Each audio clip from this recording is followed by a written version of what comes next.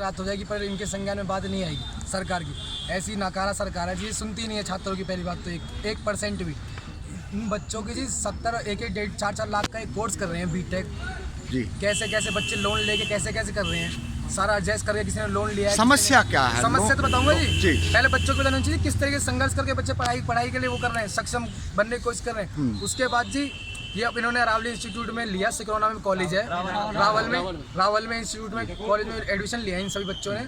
अपनी फीस देके जी वहाँ 1 साल से टीचर ही नहीं है। टीचर आते हैं 2 लेक्चर लेती हैं, अपना वहीं घूमते रहते हैं, पर क्लास में नहीं आती जी। उनकी क्या मजबूरी है वो तो हमें पता नहीं जी। उनको सैलरी नहीं मिल रही, किसी को 6 महीने की सैलरी नहीं मिल रही, किसी को 8 महीने की सैलरी नहीं मिल रही। वो इनकी अपनी पर्सनल बात है। बच्चों की क्लास क्यों लग रही जी?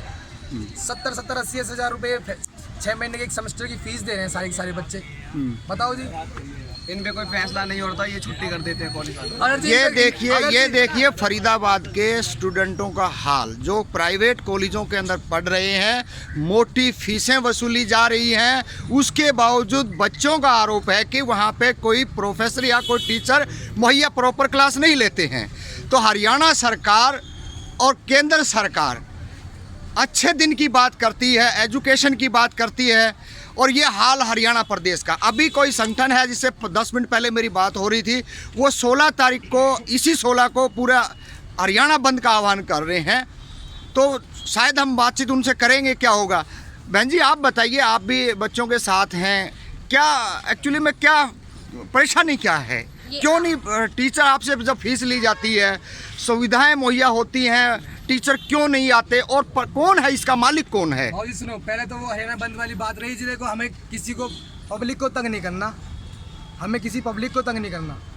हम लॉ एंड थ्रू के काम करते हैं जी। हम आगे अगर नहीं इन्होंने मांग मारी तो हम भूख हड़ताल पे बैठेंगे, भूख हड़ताल बैठने तैयार है। हम अपने नुकसान करते हैं, पब्लिक का। साथी आपकी बात ठीक है, परेशानी नहीं करनी चाहिए। सुनिए, पूरे देश का माहौल खराब है, आप अपनी समस्या लेके आए हो। पूरा देश का हर बच्चों के अंदर, आज कॉलेजों के अंदर चुनाव चल रहे हैं, कैसे कैसे एक दूसरे को पीटा जा रहा, मारा जा रहा, कितने हंगामे हो रहे हैं। आप दिल्ली के अंदर JNU के अंदर कैंपस का क्या हाल चाल है?